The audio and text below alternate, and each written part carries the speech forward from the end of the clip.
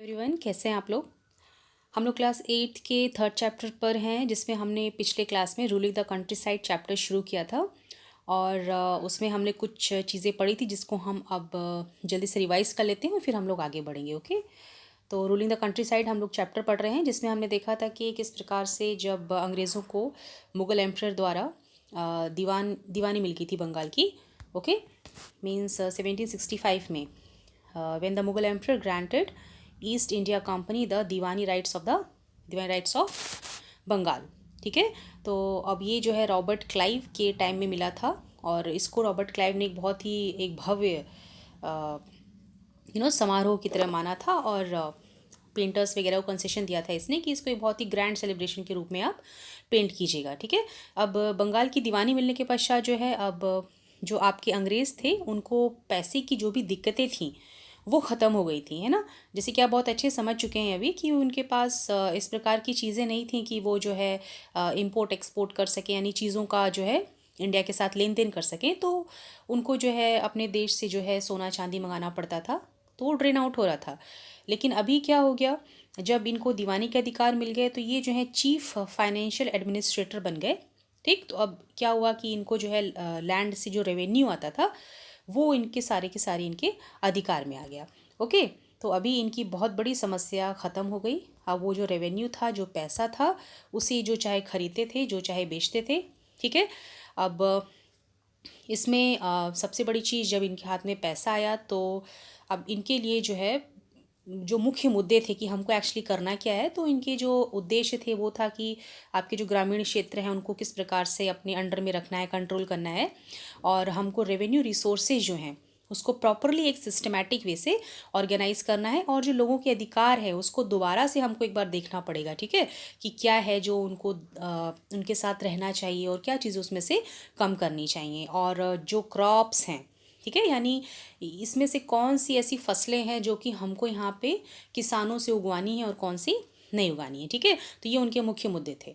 अभी ये उनके कुछ ऐसे लक्ष्य थे जो कि रेवेन्यू का अधिकार उनके हाथ में आने के बाद उन्होंने सोचे, और इसके तहत इन लोगों ने किया क्या, तो जैसे कि ये मालिक बन गए थे, तो मालिक का काम ये होता है, अधिकार तो आपको मिलते हैं, साथ में कुछ आपको जिम्मेदारियां भी मिलती हैं, लेकिन अंग्रेज़ों के साथ ये था कि वो जो है काम नहीं करना चाहते थे। क्यों? क्योंकि उनका ध्येय यहाँ पे आके सिर्फ मुनाफा कमाना था। ठीक है, यहाँ के लोगों की अच्छाई के लिए कुछ करना उनका ध्येय नहीं था। तो इसीलिए उन्होंने क्या किया, यहाँ पे जैसे कि उनका काम था कि भाई आपका जो एक सिस्टम होता है रेवेन्यू कलेक्शन का, उसको प्रॉपरली रेगुलरली आपको एसेस करना है, उसको सेटअप करना है।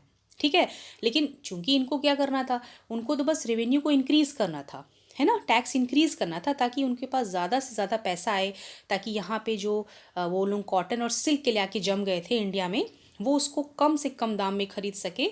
ठीक है, और इसी उद्देश्य के साथ जो है उन्होंने जब पैसे का अधिकार पा लिया और जब वो इन सब चीज़ों को सस्ते में खरीदने लग गए, तो जो बंगाल था वहाँ पर जो है जो गुड्स थे, जो सामान थे, उनकी जो कीमत थी वो जो है बहुत ही ज़्यादा हो गई।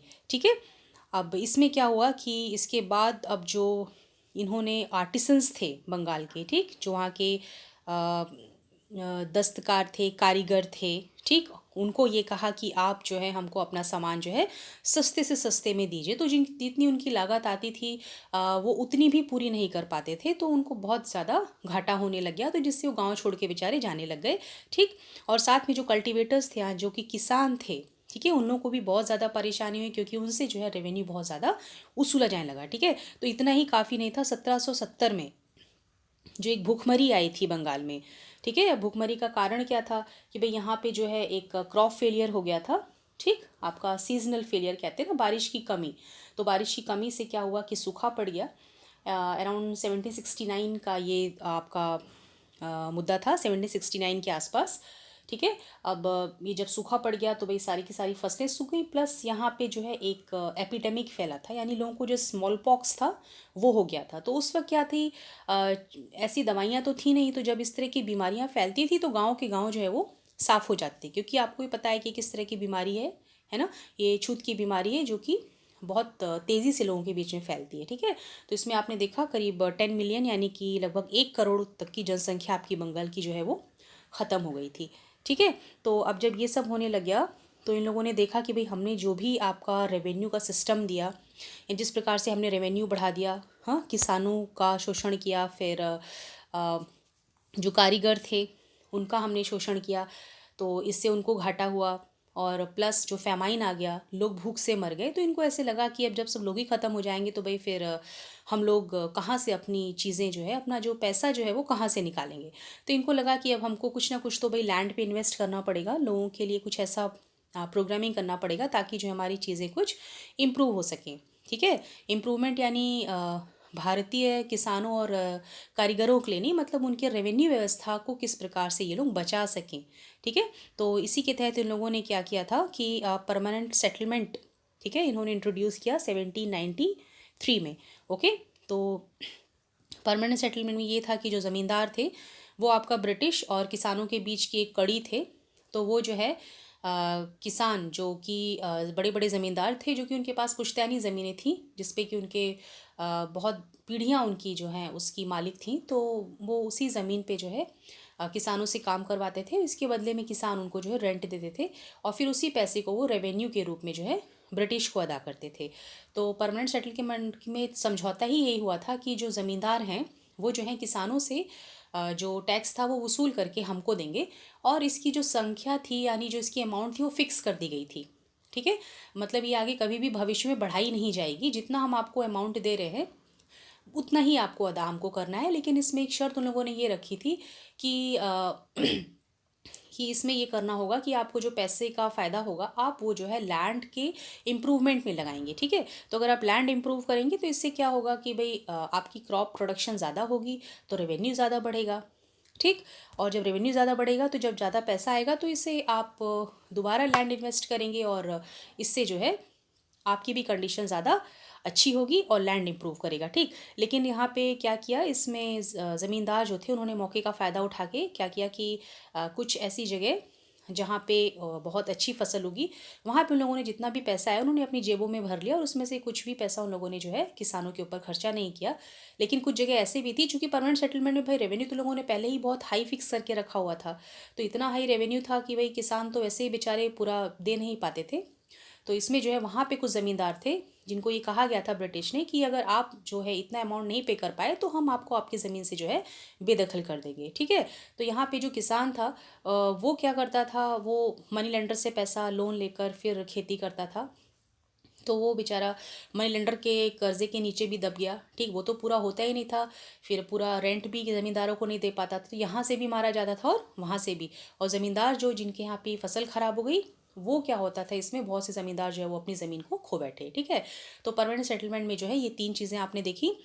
ठीक है, तो परमानेंट सेटलमेंट में क्या था, ज़मींदार जो हैं वो ब्रिटिश और किसानों के बीच की कड़ी थी, तो वो पीसेंट से रेवेन्यू लेके उसको ब्रिटिश को अदा किया करते थे, और इसकी जो अमाउंट थी वो फिक्स थी, और कंडीशन ये थी कि अगर आप पे नहीं कर पाएंगे तयशुदा अमाउंट तो आपकी ज़मीन से आपको बेदखल कर दिया जाएगा। ठीक है, और इसमें सबसे ज़्यादा शोषण हुआ था आपका किसान का, क्योंकि सबसे ज़्यादा वही मारा गया था। ठीक है, तो अब जब ये प्रॉब्लम हुई तो उसके बाद इसमें एक चीज़ और हुई कि कुछ ऐसी चीज़ें हो गई कि आगे जाके कुछ जो है इसमें कल्टीवेशन बढ़ गई। ठीक है, कल्टीवेशन बढ़ने के बाद फिर जो फ़ायदा हुआ, तो ब्रिटिश लोगों को ऐसा लगा कि इतना ज़्यादा तो यहाँ पे प्रोडक्शन हो रहा है और हमने तो अमाउंट फ़िक्स कर दी है, तो अब इसमें तो हमको घाटा हो रहा है, क्योंकि जितना भी पैसा है वो तो ज़मींदार के पॉकेट में जा रहा है। ठीक, तो हमारे पास तो कुछ भी नहीं आएगा। तो इन लोगों को लगा कि हमने तो ये सोच के परमानेंट सेटलमेंट बनाया था कि भाई इससे खुशी खुशी किसान जो है अपनी खेती करेंगे और रेंट जो कि ज़मींदारों को देंगे, ज़मींदार भी इससे थोड़ा सा खुश हो जाएंगे कि भाई उनको मुनाफा मिल रहा है, और वो जो है इन चीज़ को रेगुलरली जो है हमारे अकाउंट में जो है वो पैसा जाएगा। लेकिन चीज़ें क्या हो गई, इसकी ठीक विपरीत हो गई। ठीक है, तो अब उनको लगा कि शायद ये चीज़ें कुछ ठीक नहीं हैं।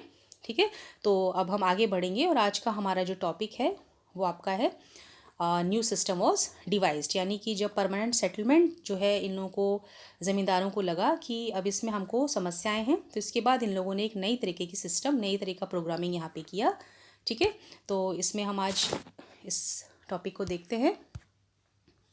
Okay, a new system is devised. So by the early 19th century, many of the company officials were convinced that the system of revenue had to be changed again. ठीक है, जैसे कि मैंने अभी आपको कहा कि उनको लगा कि भाई जो मुनाफा हमको मिलना चाहिए था वो तो हमको मिल नहीं रहा है, और अब हमको क्या करना पड़ेगा, इसमें कुछ बदलाव करने पड़ेंगे। Okay, so how the revenues be fixed permanently at a time when the company needed more money to meet its expenses of administration and trade. ठीक है, तो उन्होंने कहा कि भाई अब हम जब अमाउंट फिक्स करके बैठ गए, ठीक है, उतना ही पैसा फिक्स करके बैठ गए और हमारी ज़रूरतें तो बहुत ज़्यादा हैं, ठीक है, हमारे खर्चे बहुत ज़्यादा हैं, तो वो कैसे पूरे होंगे। ओके, तो इसमें क्या था, in the north western provinces of the Bengal presidency most of this area is now in Uttar Pradesh. ठीक है, जैसे कि हम आज का भारतवर्ष का मैप देखते हैं, ठीक है, तो उस वक्त का भारतवर्ष का जो नक्शा था वैसा था नहीं। भाई यहाँ पे आपका बंगाल था, ठीक, तो बंगाल के बाद ही आपका जो औध था, औध रीजन था, ठीक, उसके बाद फिर आपका पंजाब था, पंजाब के नीचे आपका जो भी था जो राजपूताना कहलाता था। ठीक है, तो इस प्रकार की चीज़ें थी। तो ये जो बंगाल प्रेसिडेंसी थी,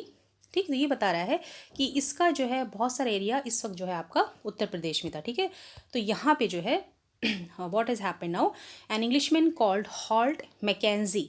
ठीक है, अभी यहाँ पे जो हॉल्ट मैकेंजी साहब हैं, ठीक है, तो इन्होंने जो है एक नया सिस्टम यहाँ पे ईजाद किया था, ठीक, which came into effect in 1822। Okay, so he felt that the village was an important social institution in north Indian society and needed to be preserved. तो इनका ये विचार था कि जो भारतीय गांव हैं ये एक बहुत ही ज़रूरी सामाजिक संस्थाएं हैं और इनको समितियां हैं, समुदाय हैं हमारे भारतवर्ष की, तो इनको जो है हमको प्रॉपरली क्या करना है, इनको बचा के रखना है। So under his directions collectors went from village to village, inspecting the land, measuring the fields, and recording the customs and rights of different groups. The estimated revenue of each plot within a village was added up to calculate the revenue that each village mahal had to pay. This demand was to be revised periodically, not permanently fixed. The charge of collecting revenue and paying it to the company was given to the village headman rather than the zamindar. This system came to be known as the Mahalwari settlement. ठीक है, तो इससे पहले आप लोगों ने देखा permanent settlement. ठीक है, तो परमानेंट सेटलमेंट में क्या क्या प्रॉब्लम्स हुई, तो उससे जो है इन लोगों ने उबरने के लिए महालवारी सिस्टम ईजाद किया हॉल्ट मैकेंजी साहब ने 1822 सदी में ईसा में। तो अब ये जो महालवारी सिस्टम था ये आपका लागू किया गया था आगरा और जो आपका सेंट्रल प्रोविंसेस था, फिर आपकी जो गंगेटिक वैली थी, जो पंजाब वगैरह का एरिया था, वहाँ पे इसको उन्होंने लागू किया। और इसमें क्या था, इन लोगों ने जो ज़मीनें थी, जो लैंड था, उसको महाल्स में डिवाइड कर दिया था।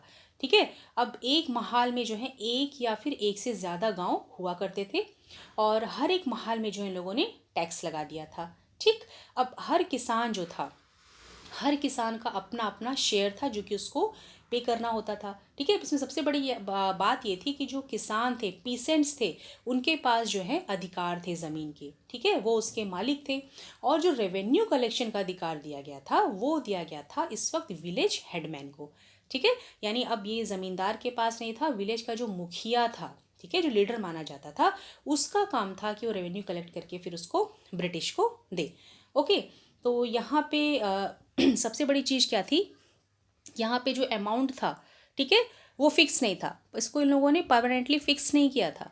And it has to be revised periodically, मतलब हर एक डेफिनेट पीरियड में इसको रिवाइज किया जा सकता था, घटाया बढ़ाया जा सकता था।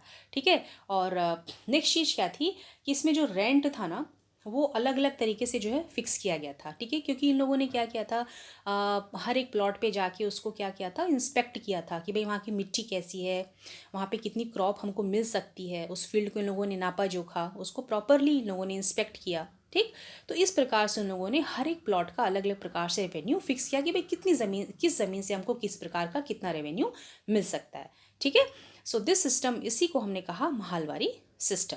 ठीक है, तो अब आप देख सकते हैं परमानेंट सिस्टम सेटलमेंट और महालवारी सेटलमेंट में किस प्रकार के डिफरेंस थे, है ना। परमानेंट सेटलमेंट में आपका जो ज़मींदार था वो आपकी मेन कड़ी थी ब्रिटिश और पीसेंट्स के बीच में, लेकिन यहाँ महालवारी सेटलमेंट में जो कौन था, वो आपका विलेज हेडमैन था। ठीक है, और परमानेंट सेटलमेंट में आपका अमाउंट क्या था, वो फिक्स था, लेकिन महालवारी सेटलमेंट में आपका परमानेंट जो है वो परमानेंटली आपका अमाउंट जो है वो फिक्स नहीं था। ओके, तो ये आप एक आध चीज़ें हैं जो इसमें जो है अलग हुई थी, समझ में आया आपको। ठीक है, अब इसमें हम देखते हैं, अब नेक्स्ट सिस्टम था वो था आपका मुनरो सिस्टम। ओके, यानी परमानेंट सेटलमेंट, उसके बाद आपका महालवारी सेटलमेंट और उसके बाद आया आपका मुनरो सेटलमेंट। राइट, अब जो मुनरो सेटलमेंट था ये आपकी ओके हम लोग इसको रीड अप कर लेते हैं पहले. So in the British territories in the south there was a similar move away from the idea of permanent settlement. The new system that was devised came to be known as the ryotwar और रेयोतवारी. ठीक है. It was tried on a small scale by captain Alexander. ये देखिए इसको छोटे तौर पे इन्होंने इसको थोड़ा सा यूज़ किया था. Read in some of the areas that were taken over by the company after the wars with Tipu Sultan. Subsequently developed by Thomas Munro, this system was gradually extended all over South India. ठीक है. सो 1820 में जो है ये आपका government of Madras ने इसको introduce किया और ये प्रैक्टिस किया गया. आपका जो इलाके थे आपके मद्रास के, बम्बई के, कुछ ऐसे इलाके थे जो आसाम के भी थे, कुछ कुर्ग प्रोविंसेस भी इसमें इंक्लूड किए थे जहाँ पे इन लोगों ने जो मुनरो सिस्टम को इंट्रोड्यूस किया था. ठीक है. तो इसको जो है बहुत ही छोटे तौर पे, यानी टीपू सुल्तान की मृत्यु के पश्चात कुछ ऐसे एरिया जो इनके हाथ में आ गए थे, इसमें इन्होंने कैप्टन अलेक्जेंडर ने इसको थोड़ा सा इंट्रोड्यूस किया और धीरे धीरे फिर ये पूरे साउथ इंडिया में फैलता चला गया. इसका विकास किया था आपका थॉमस मुनरो ने, उन्हीं के नाम पे पड़ा इसका मुनरो सिस्टम. ठीक है. इसमें होता क्या था, जो आपके किसान थे, जो कल्टीवेटर्स थे, वही जो है लैंड के मालिक थे और वो जो लैंड उनको मिल चुका था, ठीक है, उनको पूरा अधिकार था कि वो उसको बेच सकें या फिर वो उसको किसी को गिफ्ट में दे सकें, यानी पूरी तरीके से उसके मालिक थे वो. अब इसमें जो चीज़ थी वो ये थी कि जो टैक्स था वो डायरेक्टली आपका पीसेंट से कलेक्ट किया जाना था. ठीक है. अब आपने देखा डिफरेंस, परमानेंट सेटलमेंट में ज़मींदार था, फिर आपका जब महलवारी सिस्टम आया तो उसमें आपका विलेज हेडमैन था, लेकिन आपका जो मुनरो सिस्टम था इसमें आपका कोई भी इंटरमीडियरी नहीं था, यानी direct tax collection from the pheasant. ठीक है. अब इसमें भी जो आपका एक अमाउंट था वो एरिया को देख के फिक्स किया जाता था. ठीक है. यानी जो थोड़े सूखे एरिया होते जहाँ पे कि पानी इतना अच्छे से उपलब्ध नहीं था, वहाँ पे करीब इसकी लागत इन लोगों ने 50% की लगाई थी. और जो वेटलैंड थे, यानी जहाँ पे थोड़ा आर्द्र ज़मीन थी, जहाँ पे कि सिंचाई की व्यवस्था थी, नदियाँ थी, वहाँ पे लोगों ने इसकी रेवेन्यू का रेट जो है वो 60% कर रखा था. ठीक है. और सबसे बड़ी बात क्या थी कि इसका रेट जो है बहुत हाई था. ठीक. ऑलरेडी इन लोगों ने हाई कर रखा था और इसको कभी भी ये लोग बढ़ा सकते थे. और अगर इसमें जो रॉयट था, रॉयट मतलब रॉयट का मतलब क्या होता है, रॉयट यहाँ पे कहा गया है किसान को. ठीक है. Riot means your pheasant. ठीक है. पीसेंट को इन लोगों ने कहा है रॉयट. तो अगर रॉयट जो है आपका फेल हो गया रेवेन्यू देने में, तो उसको उसकी ज़मीन से जो है बेदखल कर दिया जाता था. ठीक है. तो यही आपका जो है मुनरो सिस्टम है. ओके. सुनो. Munro felt that in the south there were no traditional zamindars. ठीक है. तो मुनरो ने देखा कि भाई ऐसे तो कोई परंपरागत जमींदार तो है नहीं साउथ में. So the settlement they argued had to be made directly with the cultivators riots.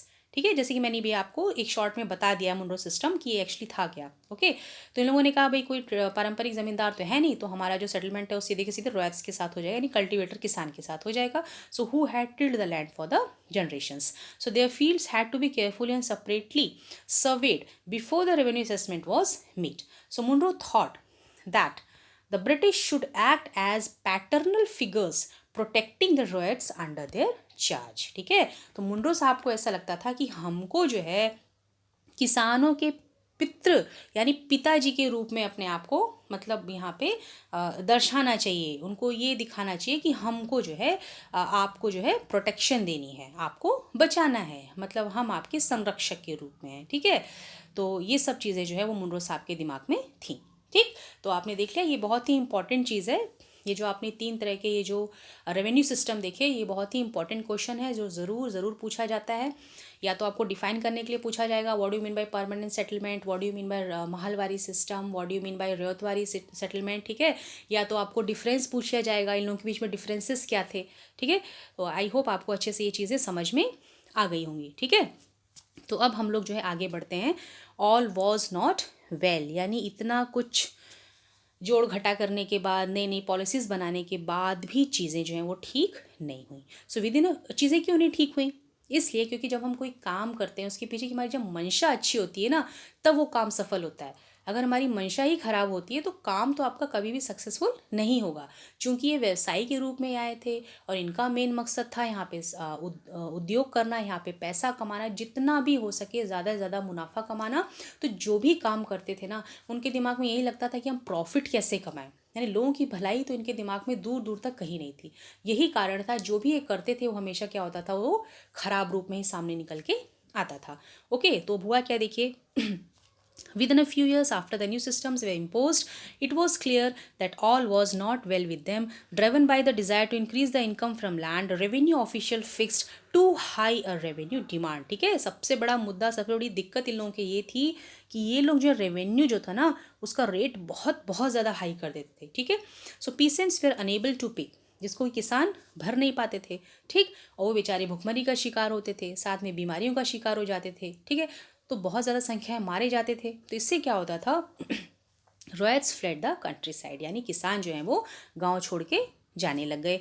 And villages became deserted in many reasons. ठीक है, अब जिस प्रकार से किसान कारीगर सब गांव छोड़ छोड़ के भागने लग गए, तो कितने ही गांव थे जो कि क्या हो गए, वीरान हो गए। सो ऑप्टिमिस्टिक ऑफिशियल्स हैड, में देखिए यहाँ पे क्या वर्ड यूज़ किया है, ऑप्टिमिस्टिक, ये एक व्यंग कसा गया है इनके ऊपर। ठीक है, optimistic officials had imagined that the new systems would transform the peasants into rich enterprising farmers, but this did not happen. अब देखिए इन बेवकूफ़ों को, मतलब ये जो भी पॉलिसीज़ डालते थे, ठीक है, इनको ये लगता था कि हम जो भी कर रहे हैं ना, हमारी जेबें खूब भरे, और इस नए सिस्टम के द्वारा जो किसान है ना वो खूब ज़्यादा क्या हो जाएंगे, अमीर हो जाएंगे। ठीक है, जब वो अमीर हो जाएंगे तो हमको ही खूब ज़्यादा पैसा देंगे। लेकिन ऐसा क्या होता था, कभी नहीं हुआ। ओके, तो ये आपका देखिए आपके 3 तरह के जो है ये यहाँ पे आपने रेवेन्यू फिक्सिंग के इन लोगों ने पॉलिसीज़ निकाली, वो आपने देखे। ठीक है, तो पहले आपने इसमें देखा है आपका permanent settlement. Okay, permanent settlement में आपने देखा कि इसमें आपका ज़मींदार, he was a intermediary between the British and the pheasant, and the amount was fixed, and if the zamindar was not able to pay the revenue, then he has to be evicted from the land. And next, the zamindar has not taken any interest in improving the land condition or the assessment of the condition. So British has felt that the system is not doing well for इस, मतलब जैसा उन लोगों ने सोचा था उस प्रकार से मुनाफा नहीं हुआ। ठीक है, वो लोग इससे अनसेटिस्फाइड हो गए। तब उन लोगों ने क्या किया, एक दूसरी चीज़ यहाँ पे ईजाद की उन लोगों ने, और वो था आपका महालवारी सिस्टम। ठीक है, तो महालवारी सिस्टम मतलब यहाँ पे जो आपका विलेज था, यानी जो गांव था, उसी को महाल कहा इन लोगों ने। ठीक है, तो यहाँ पे क्या किया था इन लोगों ने, लैंड को महाल के रूप में डिवाइड कर दिया, और हर एक महाल के अंदर में एक या एक से ज़्यादा विलेज आते थे। ठीक है, अब हर किसान का जो है एक अलग अलग इसमें शेयर था, क्योंकि हर लैंड को इन लोगों ने सॉरी हर लैंड के लोगों ने प्रॉपरली एसेस किया, उसको मतलब प्रॉपरली देखा कि भाई किस एरिया से हमको कितना रेवेन्यू मिल सकता है। ठीक, तो यहाँ पे जो रेवेन्यू कलेक्शन का जो जिम्मेदारी था वो विलेज हेडमैन के ऊपर आया, यानी यहाँ पे इंटरमीडियरी कौन है, विलेज हेडमैन, जो कि ब्रिटिश और पीसेंट्स के बीच की कड़ी है। ठीक है, अब यहाँ पे क्या था, यहाँ पे आपका जो अमाउंट था वो परमानेंटली फिक्स नहीं था, it has to be revised periodically. ठीक है, अब यहाँ पे जो आपका विलेज हेडमैन था वो आपका जो काम करता था रेवेन्यू कलेक्ट करने का, और जो कंपनी को जाके देता था उसके लिए इसको क्या किया जाता था, पैसा दिया जाता था। ठीक है, इसलिए सिस्टम को कहा गया महालवारी सिस्टम। ठीक है, अब महालवारी सिस्टम के बाद क्या हो गया आपका, यहाँ पे अब साउथ की तरफ आ गए। ठीक है, यानी जो आपका जो मुनरो सिस्टम था ये दक्षिण भारत में ईजाद किया गया। तो दक्षिण भारत में जो आपके थॉमस मुनरो साहब थे, ठीक है, इन्होंने इसको जो है और ज़्यादा डेवलप किया। ठीक, तो इसमें इन्होंने क्या किया कि जो कल्टीवेटर्स थे यानी किसान थे, उन लोगों को ही ज़मीन का जो है डायरेक्टली मालिक बना दिया कि भाई आप ही उगाइए और आप ही हमको सीधे ला के रेवेन्यू दे दीजिए। लेकिन किया क्या इन लोगों ने, इतना ज़्यादा हाई कर दिया रेट कि बेचारा जो किसान था वो भर ही नहीं पाता था।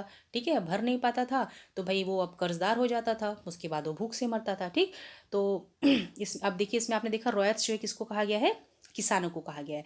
ठीक है, तो यहाँ भी आपकी दिक्कत हो गई, यानी आपकी जो जो चीज़ें इन लोगों ने रेवेन्यू फिक्स करने के लिए, रेवेन्यू निकालने के लिए जो भी पॉलिसी चलाई, वो तीनों इनकी जो है वो फेलियर हो गई। ओके, तो ये आपका एक टॉपिक था। और अब जो है हम आ जाते हैं क्रॉप्स फॉर यूरोप। ठीक है, क्रॉप्स फॉर यूरोप, जैसे कि हमने देखा था जब इन लोगों की बंगाल की दीवानी मिल गई तो इन लोगों के क्या क्या लक्ष्य थे कि भाई किस प्रकार से कंट्री साइड को कॉलोनाइज करना है, और कैसे उन लोगों से हमको ज़्यादा से ज़्यादा रेवेन्यू वसूल करना है। तो रेवेन्यू वसूल करने के चक्कर में लोगों ने क्या क्या किया वो आपने देखा। अब इसमें एक इनका लक्ष्य और था कि हमको कौन से क्रॉप्स जो है इनसे उगवाने हैं, है ना। ठीक है, तो ये टॉपिक आप हम देखते हैं इसमें।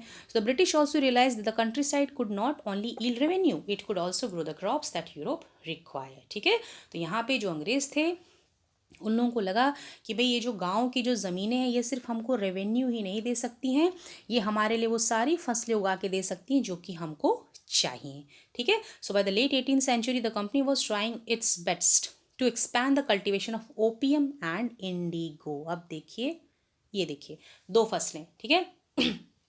अब ये जो ईस्ट इंडिया कंपनी थी उसने ज़्यादा से ज़्यादा अफीम, ओपियम माने आपका हो जाता है अफीम, अफीम का पौधा, ठीक है, जिसकी की मेडिसिनल प्रॉपर्टीज़ होती हैं, दवाइयाँ बनती हैं, साथ में ये एडिक्शन यानी नशा के लिए भी लोग इसको इस्तेमाल करते हैं, और इंडिगो यानी नील जो कि कपड़ों को रंगने के काम आता है। ठीक है, ये दो चीज़ें जो कि बहुत बहुत ज़्यादा उस वक्त यूरोप में डिमांड में थी। ठीक है, इसलिए लोग चाहते थे कि इंडिया के किसान ज़्यादा से ज़्यादा ये लोग दो फसलें लोगों को उगा के दें।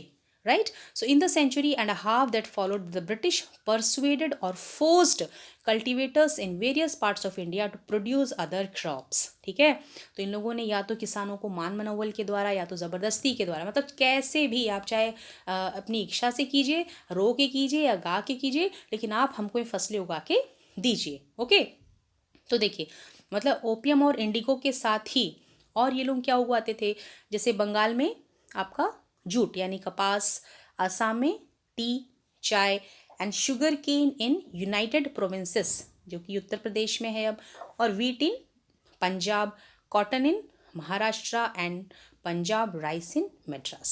ठीक है, अब आप ध्यान देंगे ये जितनी फसलें हैं, opium, indigo, jute, tea, sugarcane, your wheat, then cotton and rice, आपने ध्यान दिया किस प्रकार की फसलें हैं। Yes, these all are your cash crops. Cash crops यानी ये सब क्या है, नकदी फसलें, यानी जिनको कि बेच के पैसा कमाया जाए। ठीक है, तो ये क्रॉप्स उगाने पे इन लोगों ने ज़्यादा से ज़्यादा जोर दिया।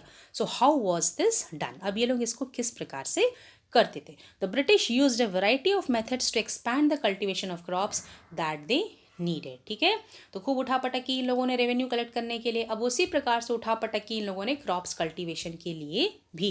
Okay, so now let us see further इन लोगों ने किया क्या।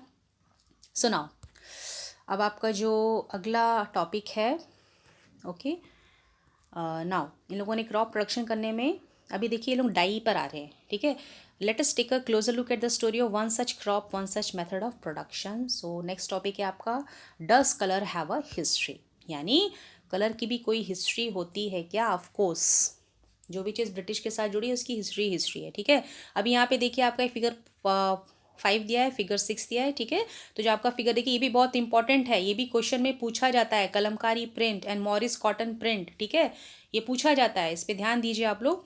अब देखिए figure 5 and 6 are 2 images of cotton prints. ठीक है, अब ये जो हैं आपके ये कॉटन के प्रिंट्स हैं। Okay, the image on the left, figure 5 जो है ये आपका कलमकारी प्रिंट को दिखा रहा है, एक प्रकार का प्रिंट है जिसका नाम है Kalamkari. Okay, so Kalamkari print created by the weavers of Andhra Pradesh, यानी ये जो कलमकारी प्रिंट था इसको कौन बनाता था, ये आंध्र प्रदेश के बुनकर बनाते थे। Very very important. ठीक है, 1 मार्क्स में क्वेश्चन में ज़रूर पूछा जाता है ये।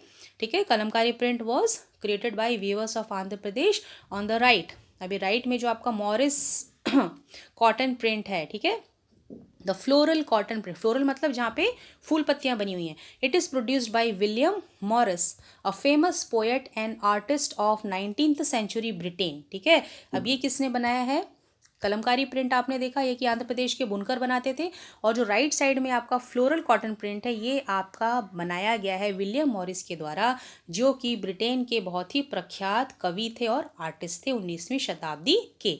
ठीक है, अभी क्यों बता रहे हैं आपको ये, सो इसका कारण क्या है, there is one thing common in two prints. अब आप दोनों प्रिंट को देखेंगे ना, ठीक है, ये कलमकारी प्रिंट जो है और ये जो आपका मॉरिस कॉटन प्रिंट है, इसमें क्या चीज़ कॉमन है, क्या एक जैसी है, इसमें जो एक चीज़ जो साम्यता दिखा रही है वो है आपका इसका कलर, कलर वो भी कैसा, रिच ब्लू कलर। ठीक है, यानी जो बहुत ही सुंदर सा ब्लू कलर इसमें दिख रहा है, commonly called Indigo. Do you know how this colour was produce, सारा का सारा किस्सा आपका जो है वो जुड़ा है आपका जाके इंडिगो से, यानी जो इतना सुंदर आप पेंटिंग देख रहे हैं, ठीक है, वो आपका बना है इंडिगो से, यानी जिसको उगाने के लिए ब्रिटिश ने सारी की सारी अपनी अपना दिमाग लगा दिया और उसके बाद हुआ क्या अभी आप देखेंगे, ठीक है। So the blue that you see in these prints were produce from a plant call indigo, ठीक है। तो ये जो ब्लू कलर आप देख रहे हैं ये निकलता कहाँ से है, कहाँ से प्रोड्यूस किया जाता है, ये एक पौधा होता है इंडिगो जो है, वहाँ से इसको जो है बनाया जाता है। It is likely that the blue dye used in Morris print in 19th century Britain was manufactured from indigo plants cultivated in India, ठीक है। यानी जो आपने देखा मॉरिस प्रिंट, ठीक है, जिसको कि विलियम साहब ने बनाया है, वो जो है ऐसा कहा जाता है वो जो है जिस जहाँ से बन के आया वो था इंडिया, जहाँ की इंडिगो प्लांट से इसको मैन्युफैक्चर किया गया था, ठीक है। तो उस टाइम में जो है जो आपका भारतवर्ष था वो बिगेस्ट सप्लायर ऑफ इंडिगो था पूरे संसार में। Okay, just see this. Okay, तो ये था आपका इंडिगो के बारे में जो भी आपने दो पेंटिंग देखी। अब देखिए why the demand for Indian Indigo, ऐसी क्या खास बात थी भाई, क्यों ये इंडियन इंडिगो इतना ज़्यादा डिमांड में था। अब देखिए the Indigo plant grows primarily in tropics. अब ट्रॉपिक्स आपको पता है ना, ज्योग्राफी तो आपने खूब पढ़ ली है, अभी छोटे क्लासेस में आप पढ़ के आए हैं 7th और 6th में, ठीक है। 6th 7th में पढ़ाया गया है टेम्परेट जोन, ठीक है, ट्रॉपिक जोन, फ्रिजिड जोन। तो ये क्या कहा जा रहा है, ट्रॉपिक्स। ट्रॉपिक्स का मतलब क्या होता है आपको पता है ना, भारतवर्ष आपका किस एरिया में पड़ता है, ठीक। तो ये जो आपका इंडिगो है ये आपका ट्रॉपिक्स में उगता है, इसका मतलब जहाँ पे बहुत ज़्यादा गर्मी और बहुत ज़्यादा आपकी बरसात होती है, ठीक है। So by the 13th century Indian indigo was being used by cloth manufacturers in Italy, France and Britain to dye cloth, ठीक है। अभी क्या कारण था, क्या बोल रहा है, why the demand for Indian Indigo, भाई क्या कारण था इंडियन इंडिगो इतना डिमांड में था, तो ये कारण था, दिस वॉज द रीज़न। क्यों, क्योंकि 13वीं शताब्दी के आसपास जो इंडियन इंडिगो था इटली में, फ्रांस में और ब्रिटेन में एक कपड़ों को रंगने के काम आता था। Okay, so here is your answer, this is your question, sorry, okay, this is your question, this is your answer for this question. Okay, however only small amounts of Indian indigo reached the European market and its price was very very high, ठीक। तो अब जब Italy, France और Britain में इतना ज़्यादा ये demand में था, वहाँ चला जाता था, तो कुछ ही मात्रा इसकी जो है वो यूरोपियन मार्केट्स तक पहुँचती थी, और वो भी इसका प्राइस जो है बहुत ज़्यादा हाई था, महंगा था। Okay, so European cloth manufacturers therefore had to depend on another plant called wood. Okay, अब देखिए इटली में, फ्रांस में, ब्रिटेन में आपका इंडियन इंडिगो बहुत ज़्यादा मात्रा में जा रहा है, वो लोग उसको कपड़े रंग रहे हैं। तो अब जो है चूँकि सारी खपत वहाँ पे हो रही है, जो थोड़ा बहुत बचता था वो यूरोप पहुँचता था और वो लोगों को बहुत महंगा मिलता था। तो यही कारण था कि वहाँ के जो कपड़ों के व्यवसायी थे उन लोगों को डिपेंड करना पड़ता था, एक पौधा था जिसका नाम था वुड, ठीक है। तो ये भी जो है इंडिगो की तरह ही ब्लू कलर देता था, ये भी काम आता था कपड़ों को रंगने का। लेकिन प्रॉब्लम ये थी, प्रॉब्लम क्या थी, देखिए plant called woad to make violet and blue dyes being a plant of the temperate zone, ठीक। इंडिगो कहाँ उग रहा है आपका, ट्रॉपिकल जोन में उग रहा है, लेकिन आपका यूरोपियन क्या है, यूरोप आपका ठंडे प्रदेश है, तो ठंडक में उगता है। वुड आपका जो है टेम्परेट जोन में उगता है, वहाँ पे उगता था, और ये जो है ईजिली अवेलेबल था यूरोप में, ठीक है भाई, क्योंकि इसको अपनी प्राकृतिक अवस्थाएं मिल रही हैं, तो वहाँ पे वुड उग रहा है। लेकिन इंडिगो को क्या चाहिए, ट्रॉपिक्स, तो भाई बेचारा यूरोप क्या करे, उसको तो वुड पे डिपेंड रहना है ना। So it was grown in northern Italy, South France, and parts of Germany and Britain. So worried by the competition from indigo, wood producers in Europe pressurized their government to ban import on indigo. ये भी एक बहुत important question निकल जाता है यहाँ पे, अक्सर पूछा जाता है, what was the reason that the European manufacturers pressurise their governments to ban the import of indigo. क्या कारण था कि यूरोप के जो व्यवसायी थे उन लोगों ने अपनी सरकार पे दबाव बनाया कि भाई आप इस इंडिगो का जो इम्पोर्ट हमारे देश में है ना इसको भाई रोक दीजिए। क्यों, क्योंकि उनको ये बहुत ही महंगा पड़ रहा था। भाई इसके एवज में तो हमारे पास वुड का पौधा है ना, उसी से हमारा काम चल रहा है। अब इंडिगो आएगा तो भाई हमारे व्यवसाय पर इससे फ़र्क पड़ेगा, क्योंकि लोग इंडिगो को ज़्यादा प्रीफर कर रहे हैं, ठीक है। तो लोगों ने अपनी गवर्नमेंट से इस बात के प्रेशराइज़ किया कि आप जो है इसका इंपोर्ट हमारे देश में रोकिए। लेकिन उसके बावजूद भी क्या थी, इंडिगो की क्वालिटी बहुत अच्छी थी, ठीक है। यानी यूरोप के व्यवसायी रोक तो रहे थे, फिर भी जो क्लॉथ ड्रायर्स थे वहाँ के, they preferred indigo as a dye. Indigo produced a rich blue colour, whereas the dye from woad was pale and dull, ठीक है, कारण देख ले यहाँ पे क्या था, क्योंकि इंडिगो और वॉर्ड दोनों ही कपड़ा ड्राई कर रहे हैं, दोनों ही ब्लू कलर दे रहे हैं, लेकिन क्वालिटी में फ़र्क है। जो इंडिगो है उसका जो है जो कलर था वो बहुत ही सुंदर आता था, कलर रिच था, ठीक है, लेकिन जो वॉर्ड था वो उसका जो कलर था वो बहुत ज़्यादा हल्का पड़ जाता था, डल दिखता था। यही कारण था कि क्लॉथ ड्रायर्स जो है इसकी मांग जो है वो यूरोप में करते रहते थे। So by the 17th century European cloth producers persuaded their government to relax the ban on indigo import, ठीक है। तो इससे क्या हुआ, जो यूरोप के क्लॉथ के मर्चेंट्स थे उन लोगों ने अपनी गवर्नमेंट को कहा कि आप जो इंडिगो इंपोर्ट का जो बैन आपने लगाया उसको थोड़ा सा आप रिलैक्स कर दीजिए। क्यों? क्योंकि भाई जनता खरीदेगी तो अच्छा सामान खरीदेगी, ठीक है। लोग उसको खरीदते नहीं थे, वॉर्ड से बने हुए डाई को लोग किसको प्रीफर करते थे, इंडिगो को प्रीफर करते थे, ठीक है। अब हम आगे देखेंगे। The French began cultivating indigo in Saint Domingo in the Caribbean islands. अब देखिए, अब यहाँ पे जो फ्रांस था इन लोगों ने जो है कैरेबियन आइलैंड में क्या किया, इंडिगो की खेती शुरू कर दी। अब पोर्चुगीज़ ने ब्राज़ील में शुरू कर दी, इंग्लिश ने जमाइका में शुरू कर दी, स्पेनिश ने वेनेजुएला में, ठीक है। So indigo plantations also came up in many parts of North America, okay. तो अब देखिए जहाँ जहाँ पे किस प्रकार की जो प्राकृतिक दशाएं थी जो कि इंडिगो को अपने कल्टीवेशन के लिए चाहिए थी, जहाँ जहाँ उसको मिला वहाँ पे लोगों ने अपना इंडिगो उगाना शुरू कर दिया, ठीक। So by the end of 18th century the demand for Indian indigo grew further. 8वीं शताब्दी तक आते आते इसकी मांग और भी ज़्यादा बढ़ गई, किसकी, इंडियन इंडिगो की। सो ब्रिटेन बिगैन टू इंडस्ट्रियलाइज। अब आपको पता है औद्योगिक क्रांति, ठीक है, वो ब्रिटेन में शुरू हो चुकी थी। And its cotton production expand dramatically creating an enormous new demand for cloth dyes, ठीक है। अब भाई डिमांड तो पहले ही बहुत ज़्यादा थी, लेकिन अब जब यहाँ पे औद्योगिक क्रांति हो गई, जब बहुत बड़े पैमाने पे इनके यहाँ कॉटन के क्लॉथ बनने लग गए, तो जब कपड़े ज़्यादा होंगे तो भाई उनकी रंगाई की मांग तो और ज़्यादा हो जाएगी, तो ये डबल ट्रिपल इसकी डिमांड जो है वो बढ़ गई। सो while the demand for indigo increased, its existing supplies from the West Indies and America collapsed for a variety of reasons. अब देखिए क्या निकल के आया यहाँ से।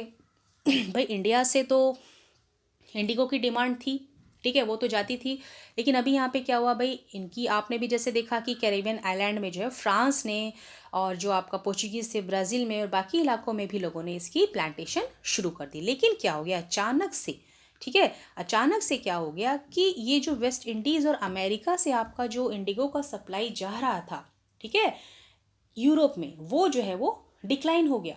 अभी कारण क्या था, see the reason was that अभी जो आपके अफ्रीकन स्लेव्स थे, ठीक है, मतलब जो आपका फ्रांस था ना, उसने अफ्रीका से जो वो दास लेके आता था, गुलाम लेके आता था, उनसे जो है प्लांटेशन में काम कराया करता था, ठीक है। लेकिन 1791 में क्या हुआ, इनके इंडिगो प्लांटेशन में जो अफ्रीकन स्लेव्स काम कर रहे थे उन लोगों ने विद्रोह कर दिया। उन लोगों ने क्या किया भाई, इनके सारे के सारे प्लांटेशन थे उसमें आग लगा दी और उसमें जितने भी आपके खूब अमीर प्लांटर्स साहब थे उन सबको इन लोगों ने काफ़ी बड़ी मात्रा में मार डाला, उनकी हत्या कर दी। तो 1791 में इतना बड़ा जब इनके यहाँ फसाद हुआ, दंगा हुआ, तो इन लोगों ने क्या किया, 1792 में फ्रांस ने जो है स्लेवरी को जो है वो एबॉलिश कर दिया, ठीक है। सो इससे क्या हुआ, the French colonies collapsed the Indigo plantation on the Caribbean island, ठीक है। तो यही कारण था जिसकी वजह से जो आपका इंडिगो का सप्लाई जो आपका कैरेबियन आइलैंड से आ रहा था वो कोलैप्स हो गया। So between 1783 and 1789 for the production of Indigo in the world fail by half, ठीक है। तो अब ये देखिए इतनी सदी तक आते आपका जो प्रोडक्शन ऑफ इंडिगो है पूरे संसार में वो आधे से ज़्यादा जो है वो उसका प्रोडक्शन गिर गया। So cloth dyers in Britain and now desperately looked for new sources of indigo supply from where this indigo be procured. लो भाई, अब सारा का सारा जिम्मेदारी किसके कंधे पे आ गया भाई, भारतवर्ष के, ठीक है। यानी जो भाई थोड़ा बहुत यहाँ वहाँ से आना शुरू हुआ था, थोड़ा सा इंडिया को रिलैक्स हुआ था कि हाँ भाई चलो थोड़ा हम दे रहे हैं, थोड़ा कहीं और से आ रहा है, तो वहाँ से तो भाई फेल हो गया। तो अब सारा का सारा कहाँ कहाँ इन लोगों का नज़र कहाँ पड़ गया, इंडिया पे, कि भाई अब एक इंडिया ही है जो कि हमको अब इंडिगो सप्लाई कर सकता है, ठीक है। अब शेर भूखा है और उसकी नज़र पूरा का पूरा अपने शिकार पे है, और शिकार कौन है, हमारा प्यारा भारत। ओके, सो नाउ देखिए यहाँ पे इन्होंने टॉपिक दिया है ब्रिटेन टर्न्स टू इंडिया। अब भूखा शेर वो जो है मुड़ के आया भारत की तरफ। Faced with the rising demand for indigo in Europe, the company in India looked for the ways to expand the area under indigo cultivation. Oh my god, अब देखिए इतना लालच इन लोगों के अंदर पैसे का, इतना लालच, और साथ में अब इंडिगो और ओपियम की तो भूखे थे सारे के सारे, ठीक है। अब इतने भूखे हैं तो बेचारे सारे के सारे भारत की थाली पे टूट पड़े। अब भाई यहीं से मिलना है, यहीं से मिलना है, तो हम क्या क्या करें, क्या क्या करें कि यहाँ पे हम इंडिगो का कल्टीवेशन बढ़ा सकें, ठीक है। इन लोगों का दिमाग जो है वो हो गया था खराब। क्यों? क्योंकि यूरोप में डिमांड इतनी ज़्यादा थी, औद्योगिक क्रांति हो चुकी थी, कपड़े पे कपड़े बन रहे हैं भाई, डायर करना है उसको, डाई करना है, नीला करना है, ठीक है। अब भाई नीला होगा कहाँ से? अब कहाँ से आएगा वो सब? भाई वेस्ट कैरेबियन, आपका जो कैरिबियन आइलैंड है वहाँ से बंद हो गया, ठीक है। वहाँ पे स्लेव्स वगैरह ने बगावत कर दी, ठीक। तो अब आपका आखिरी ऑप्शन रह गया आपका India, right. So from the last decades of the 18th century, indigo cultivation in Bengal expanded rapidly and the Bengal indigo came to dominate the world market, ठीक है। इन सब स्थितियों में क्या हो गया, 18वीं शताब्दी के 10 सालों के अंदर जो है आपका बंगाल का जो इंडिगो था वो सारे संसार में जाके अब इसने क्या किया, धूम मचा दी, ठीक। सो इन 1788 only about 30% of the Indigo imported into Britain was from India, ठीक है। देखिए 1788 तक सिर्फ 30% इंडिगो जो है वो ब्रिटेन में इंपोर्ट होता था इंडिया से, लेकिन 1810 तक आते आते देखिए 95% इंडिगो की डिमांड जो यहाँ पे जो है वो चली गई, ठीक है। मतलब पूरे की पूरी तरीके से अब ये किसके ऊपर आ गया, इंडिया के ऊपर। ओके, सुनाओ, एज द इंडिगो ट्रेड ग्रू, अब जैसे ही आपका इंडिगो का ट्रेड बढ़ने लग गया, अब जितने भी आपके कमर्शियल एजेंट्स थे, ऑफिशियल्स थे जो कंपनी के, वो सारे के सारे अब इंडिगो प्रोडक्शन में इन्वेस्ट करने लगे, ठीक है। भाई लोगों को दिख रहा है कि भाई कहाँ से लक्ष्मी बरस रही है, तो अब सारे के सारे भागने लग गए, अरे भाई भागो भागो सब इंडिगो कल्टीवेशन करो, सब पैसा लगाओ इसमें, क्योंकि यहाँ पे बहुत पैसा है। Okay, so over the years many company officials left their jobs to look after the indigo business, ठीक है। अब लोग अपनी नौकरी छोड़ छोड़ के भागने लगे। ओके, कंपनी के ऑफिशियल्स, अधिकारी जो है इन्होंने अपनी नौकरी छोड़ दी कि भाई नौकरी में क्या रखा है, हम चलेंगे इंडिगो बिजनेस में। इंडिगो बिजनेस में क्या हुआ है, इंडिगो बिजनेस में तो भाई खूब पैसा है। So attracted by the prospect of high profits, numerous Scotsman and Englishman came to India and became planters, ठीक है। अब देखिए आपके बहुत से स्कॉट्समैन थे, इंग्लिशमैन थे, वो भी भारतवर्ष में आ गए प्लांटर्स बनने के लिए, इंडिगो प्लांटेशन कराने के लिए, ठीक है। जिसके पास पैसा था उसने आके अपना बिजनेस शुरू कर दिया, और जिसके पास पैसा नहीं था उसने क्या किया, उसने कंपनी से लोन उठा लिया। अभी इसी के चक्कर में बहुत सारे बैंक जो है वहाँ पे वो उनका भी उदय हो गया। ओके, तो ये आपने देखा किस प्रकार से होड़ मची थी इंडिगो की, और होड़ मचने के चक्कर में लोग जो हैं भाग रहे थे, ठीक। अब जब इतनी मारा मारी थी, अब इसमें इंडिगो का कल्टीवेशन कैसे होता था भाई, ठीक है। इतने लोगों को भूख लगी इंडिगो की, so how was Indigo cultivated, ठीक। अब यहाँ पे आपका बहुत बहुत इंपॉर्टेंट क्वेश्चन निकल के आ रहा है, the two main systems of indigo cultivation, यानी दो ऐसे तरीके थे जिसके द्वारा जो है इंडिगो का उत्पादन किया जाता था, ठीक है। तो पहला था आपका निज और दूसरा था आपका ryoti. Okay, within the system of nij cultivation, अब आपको पहले ये निस कल्टीवेशन बता रहा है, यानी पहली जो इसकी कल्टीवेशन की तरीका थी, पहली जो आपकी पैदावार का तरीका था, निस कल्टीवेशन कहलाता था, ठीक है। इसमें होता क्या था, the planter produced Indigo in lands that he directly controlled, ठीक है। अब प्लांटर्स आप जानते हैं प्लांटर कौन है, ठीक है, जो कि इसमें पैसा लगा रहा है। आपने देखा कौन कौन प्लांटर हैं, ठीक, यानी जो पैसे वाले हैं, और जो पैसे वाले नहीं थे उन लोगों ने भी लोन उठा लिया था, कंपनी से पैसा लिया था, ठीक। तो उन सब ने पैसा लगाया, और ये ऐसे लैंड में जो है इंडिगो उगाते थे जो कि उनके डायरेक्टली क्या था, कंट्रोल में था, उनके अधिकार में था। So he either brought the land और rented it from other zamindars and produced indigo by directly employing hired labours, ठीक है। अभी करते क्या थे, उन्होंने क्या किया था, जो जमींदार थे, भाई जमींदार पता ही है भूस्वामी थे, बहुत सारी ज़मीनें थी इनके पास, तो या तो उन लोगों ने उससे डायरेक्टली खरीद लिया था ज़मीन, या तो उससे क्या किया था, किराए पे ले लिया था, और क्या किया था, इस ज़मीन पे उन लोगों ने क्या किए थे, मजदूर लगा दिए थे, ठीक है, इंडिगो प्रोड्यूस करने के लिए। समझ में आया। इंडिगो कल्टीवेशन के दो तरीके थे, there were two main systems of indigo cultivation, first was nij, another was ryoti. अब निस कल्टीवेशन में the planters they have produce the indigo in lands, ठीक है, ऐसी ज़मीन पे वो इंडिगो कल्टीवेशन करते थे जो ज़मीन उन्होंने या तो ज़मींदार से सीधे खरीद ली थी या तो उसको किराए पे ले लिया था और उस पर उन लोगों ने फिर क्या किया था, लेबर, ठीक है, मजदूर हायर कर लिए थे ताकि वो उसके लिए काम करेंगे। राइट, समझ में आ गया? ठीक है, इन लोगों ने इतना सारा प्लानिंग करके अपना काम जो है वो शुरू कर दिया। अब इसमें दिक्कतें किस प्रकार की आई, ठीक है, सुनाओ। द प्रॉब्लम विद निस कल्टिवेशन, वेरी इंपॉर्टेंट, ये पूरा चैप्टर ही बहुत इंपॉर्टेंट है, ठीक है, इसको बहुत ध्यान से आप लोग देखिएगा और जो भी आप लोग नोट्स बनाते हैं उसको please put in points. The planters found it difficult to expand the area under nij cultivation. अब देखिए पूरा प्लानिंग हो गया, अच्छा ठीक है, इतना पैसा इंडिगो प्लांटेशन से आना है भाई, इंडिया भाग के जाओ, अपनी नौकरी छोड़ दो और वहाँ पे इंडिगो प्लांटेशन शुरू कर दो। अच्छा, इंडिगो प्लांटेशन के लिए करना क्या है, ज़मीनें लेनी है, ज़मींदार से लोगों ने ज़मीन खरीद ली या किराए पे ले ली, उस पर लेबर भी हायर कर दिए। लेकिन अब क्या हुआ, अब उनको दिक्कत क्या होने लग गई कि वो जो है एरिया को एक्सपैंड नहीं कर पा रहे थे, यानी ज़मीनों को बढ़ा नहीं पा रहे थे कल्टीवेशन के लिए। क्या परेशानी थी, Indigo could be cultivated only on fertile lands, ठीक है। अब जो इंडिगो थे ना, ये भी कम जिद्दी नहीं थे, इनको जो है सिर्फ उपजाऊ भूमि ही चाहिए थी, ये जो बहुत अच्छी फर्टाइल मिट्टी जहाँ रहेगी ना, इंडिगो वहीं पे उगता था। And these where all already densed populated, भाई जाहिर सी बात है, सबसे ज़्यादा संख्या कहाँ पे बसती है, जहाँ पे खूब अच्छी फर्टाइल मिट्टी हो, खूब बढ़िया पानी की व्यवस्था हो, ठीक है।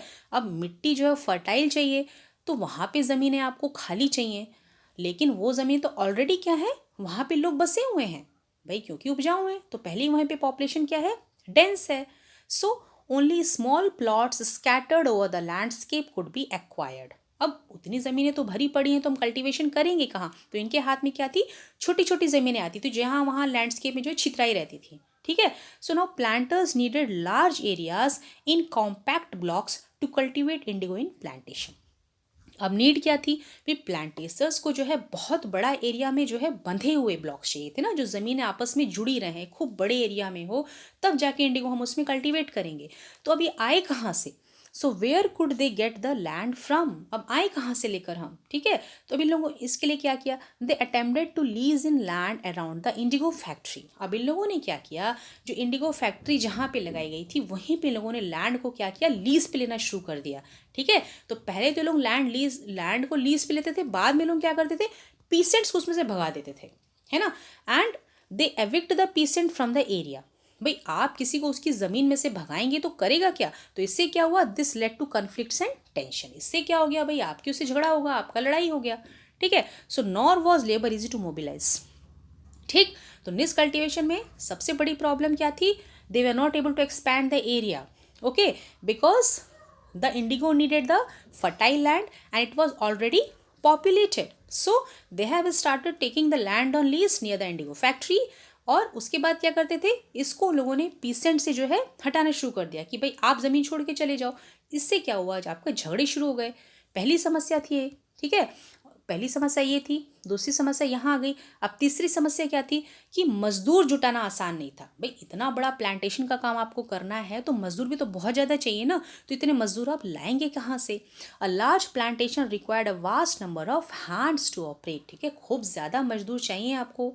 And labour was needed precisely at a time when peasants were usually busy with their rice cultivation. अब देखिए मज़े की बात ये थी कि जिस टाइम में चावल की खेती का समय होता था उसी टाइम में आपकी इंडिगो प्लांटेशन भी की जाती थी। तो अब जब इनको मजदूर चाहिए तो उसी समय भाई खाना तो पहले सबको खाना है ना, पहले तो आदमी अपने खाने का इंतज़ाम करेगा। तो ये जब मजदूर खोजते थे, किसान खोजते थे, उस वक्त किसान अपनी अपनी ज़मीनों में अपने चावल की खेती में लगे रहते थे, ठीक है। तो इन लोगों को उस वक्त मजदूर नहीं मिलते थे, ये बहुत बड़ी समस्या हो गई। Okay, now see here. Niche cultivation on a large scale also required many plows and bullocks. अगली समस्या क्या है इनके पास कि भाई इतने बड़े पैमाने पे आप जब प्लांटेशन करने जा रहे हैं आपको खूब ज़्यादा बुलक्स चाहिए, है ना, बैलों का जोड़ा चाहिए, ठीक है, जो कि खींच सके।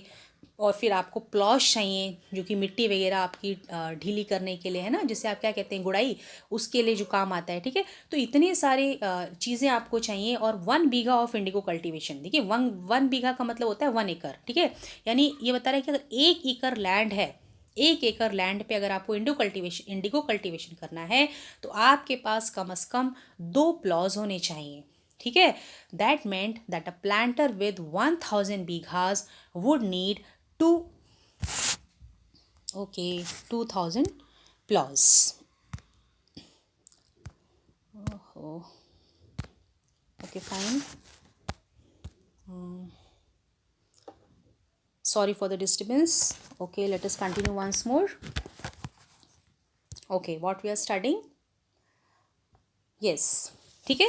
तो अभी हमने जैसे देखा कि आपका जो कल्टीवेशन था निस कल्टीवेशन में, ठीक है, तो 1 बीघा आपका इंडिगो में हमने देखा इसमें 2 प्लॉ चाहिए। इसका मतलब अगर कोई प्लांटर है वो 1000 बीघा ज़मीन पे अगर कल्टीवेशन करने जा रहा है, इसका मतलब ये होता है उसके पास 2000 प्लॉज चाहिए। Okay, so investing on purchase and maintenance of applause was a big problem. ठीक है, अब यहाँ पे भी बहुत बड़ी प्रॉब्लम निकल के आई भाई, इतनी बड़ी मात्रा में जब आपको प्लॉज चाहिए तो आपको उसे मेंटेन भी तो करना है ना, तो ये भी एक बहुत बड़ी समस्या थी।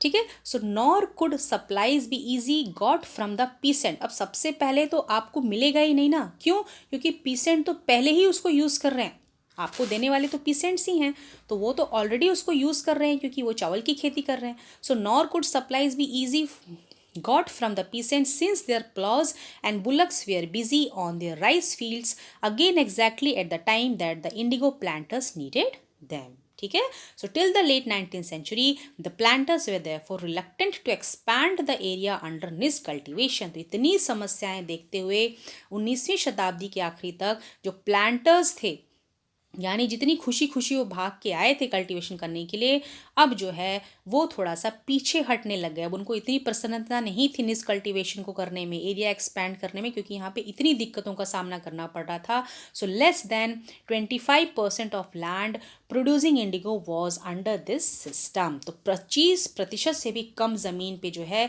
इस प्रकार की निज कल्टीवेशन इंडिगो की हो रही थी। So the rest was under an alternative mode of cultivation, the रेवती सिस्टम। ठीक है, तो ये देखिए आपका जो निट कल्टीवेशन है उसमें आपने कितनी तरह की प्रॉब्लम्स देखी। तो निज कल्टीवेशन सबसे पहले आप लोगों ने देखा कि जो प्लांटर्स आए थे इंडिगो प्लांटिंग के लिए, उनके लिए सबसे बड़ी समस्या थी it was difficult to expand the area under the nij cultivation, number 1 problem.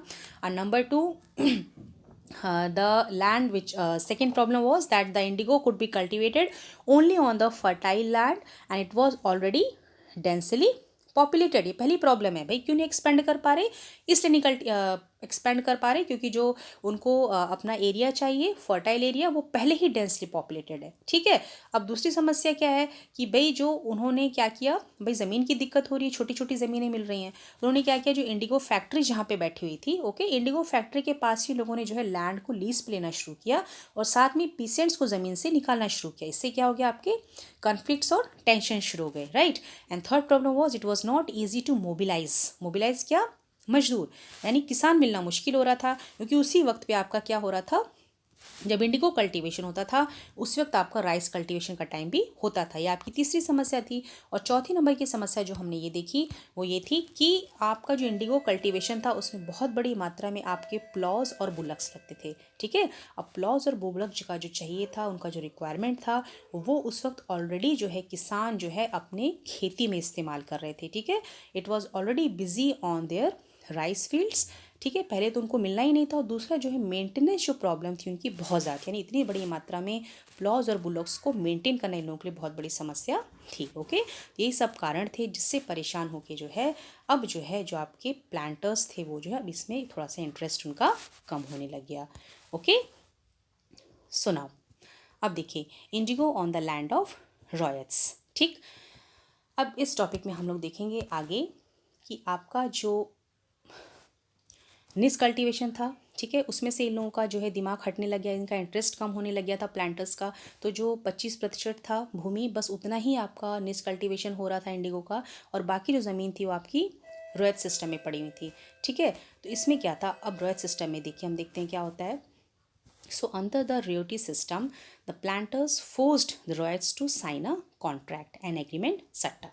अब देखिए अब रॉयल्टी सिस्टम में क्या हुआ, जो प्लांटर्स थे आपके, ठीक है, जो इंडिगो प्लांटिंग करने वाले थे, उन लोगों ने रॉयट्स को, रॉयत का मतलब मैंने आपको बताया था ना, रॉयट्स मीन्स आपका पीसेंट्स, यानी आपके जो हैं फार्मर्स। ठीक है, तो पीसेंट्स को इन लोगों ने क्या किया, फोर्स किया कि आप जो हमारे साथ क्या कीजिए, एक कॉन्ट्रैक्ट साइन कीजिए। ठीक है, अब किस प्रकार का कॉन्ट्रैक्ट था ये, सुनाओ। At times, they pressurized the village headmen to sign the contract on behalf of Reds. ठीक है।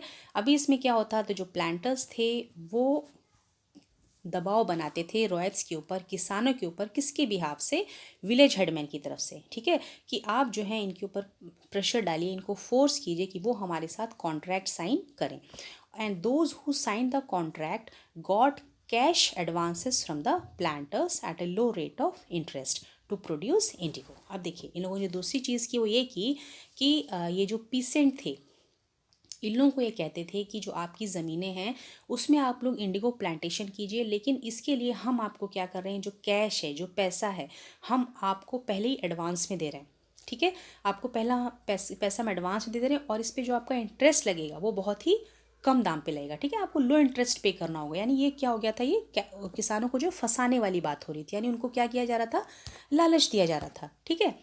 So now what is happening now, but the loan committed the Royat to cultivating indigo on at least 25% of the area under his holding। देखिए अब यहाँ पे इन लोगों ने क्या किया, इन लोगों को लोन दिया, ठीक है, कैश इन लोगों के हाथ में दिया एडवांस में कि आप जो है किसकी खेती कीजिए, यहाँ पे इंडिगो उगाइए। लेकिन इन लोगों ने इस पर कंडीशन क्या रखी कि आपको जो है the loan committed the riot, मतलब रोहित के लोगों ने बांधा एक कंडीशन में कि आपको जो इंडिगो कल्टीवेट करना है वो कम से कम 25% ज़मीन पे करना होगा। यानी आपकी जो ज़मीन है उसके 25% पे आपको क्या उगाना होगा, Indigo. Okay, so the planter provided the seed and the drill. ठीक, इन लोगों ने क्या किया, किसान को कैश दे दिया एडवांस में, ठीक है, इन लोगों से कॉन्ट्रैक्ट साइन करवा लिया, है ना, और ये इन लोगों ने शर्त डाल दी कि 25%, कम से कम 25% ज़मीन पे आप लोग इंडिगो कल्टीवेशन करेंगे। साथ में लोगों ने क्या दे दिया, सीड दे दी और साथ में मशीन दे दी, ठीक है। अब बाकी का काम किसका था, कल्टीवेटर्स का। Now the cultivators prepare the soil, sowed the seed and looked after the crop. ठीक, सारी चीज़ें हम आपको दे दे रहे हैं, लेकिन जितना भी काम है आगे का, जो भी मेहनत का काम है, वो सारा किसको करना है, पीसेंट्स को करना है। Okay, now what is happen now, अब देखिए यहाँ पे, ओके फाइन, ये सब आपका एक प्रक्रिया दिया हुआ है किस प्रकार से जो है आपका इंडिगो कल्टीवेट हो रहा है, ठीक है। तो इसको हम लोग क्या करेंगे, आपका जब आपका बॉक्स अटेम्प्ट करेंगे हम लोग उसमें पढ़ेंगे। ओके, ठीक, तो अब आपका मशीन दे दिया, सीड दे दिया, और बाकी काम कौन कर रहा है, आपके पीसेंट्स कर रहे हैं। Now when the crop was delivered to the planter after the harvest, ठीक है, अब भाई कल्टीवेटर ने क्या किया, सीड डाल दिया, ठीक है, क्रॉप सूख गया, उसकी पूरी देखभाल कर दी, जब वो पक गई उसको काट दिया, हार्वेस्ट कर दिया, और उसके बाद जब उन्होंने उसको प्लांटर को दिया, ठीक है, ये सब काम होने के बाद फिर क्या किया प्लांटर ने, a new loan was given to the royal. अब वो लोगों ने दोबारा से फिर उसको क्या किया, लोन दिया कि अब दोबारा से इसकी आप खेती कीजिए। तो इससे क्या हुआ, the cycle started all over again. अब ये क्या हुआ, एक एक चक्र के रूप में बन गया, है ना, रिपीटेडली पीरियडिकली होने लग गया। यानी आपने एक बार लोन उठाया, आपने उसकी खेती की, आपने उसको प्लांटर को दे दिया, उसके बाद दोबारा आपने लोन उठाया, फिर आपने उससे किया, उससे हुआ क्या ना हो, the peasants who were initially tempted by the loans soon realised how harsh the system was. ठीक है, अब देखिए यहाँ पे क्या वर्ड इसकी है, टेम्प्टेड, यानी शुरू में तो जो किसान थे उनको बहुत अच्छा लगा कि अरे वाह, हमको तो बहुत अच्छा काम मिल रहा है, हमको एडवांस में भी कैश भी मिल गया, हमको काम भी मिल गया, और हम जब इनको खेती करके जब फसल काट के देंगे हमको उसका भी मुनाफा मिलेगा, इनको बहुत अच्छा लगा। लेकिन उस वक्त इनको नहीं समझ में आया कि किस प्रकार का जाल इन लोगों के लिए जो है वो बिछाया गया है। ठीक है, क्यों, क्योंकि भाई ये लोन जो है ना वो उसके चक्र में फंसते चले गए। ठीक है, यानी लोन पे लोन, लोन पे लोन, और ज़रूरी तो नहीं है कि आप जो है मतलब इसको जो है इतना ज़्यादा मुनाफा कमाएंगे। क्यों, क्योंकि काम, प्रॉब्लम ये थी कि जो दाम इनको दिए जाते थे ना वो बहुत ही कम दिए जाते थे। ठीक है, the price they got for the Indigo they produce was very low and the cycle of loans never ended. ठीक है, यानी जो लोन वो उठा रहे थे, जो लोन इन लोगों ने दिया था, जिसपे कि लोगों ने कहा था कि हम इंटरेस्ट आपसे कम लेंगे, ठीक है, तो वो लोन तो कभी चुका ही नहीं पाए। क्यों, क्योंकि जब ये लोग अपना हार्वेस्ट जब देते थे प्लांटर को, तो उसके बदले में जो पैसा देता था ना उसकी अमाउंट जो है वो बहुत ज़्यादा कम होती थी। ठीक है, ये तो पहली समस्या थी। और दूसरी समस्या क्या थी यहाँ पे, और बाकी जो दिक्कतें थी, the planters usually insisted that Indigo be cultivated on the best soils in which the peasants prefer to cultivate rice। देखिए अब हमें दूसरी समस्या क्या निकल के आई, प्लांटर्स ने ये कहा कि इंडिगो, पहले तो इन्होंने कहा कि आप 25%, कम से कम 25% लैंड पे आप इंडिगो कल्टीवेट करेंगे। ठीक है, और दूसरी बात ये कही कि आप सबसे ज़्यादा उपजाऊ मिट्टी पे ही इंडिगो प्लांट करेंगे, ठीक है।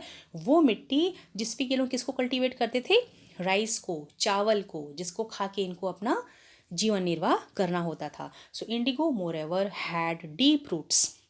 तो इससे परेशानी क्या थी, है ना।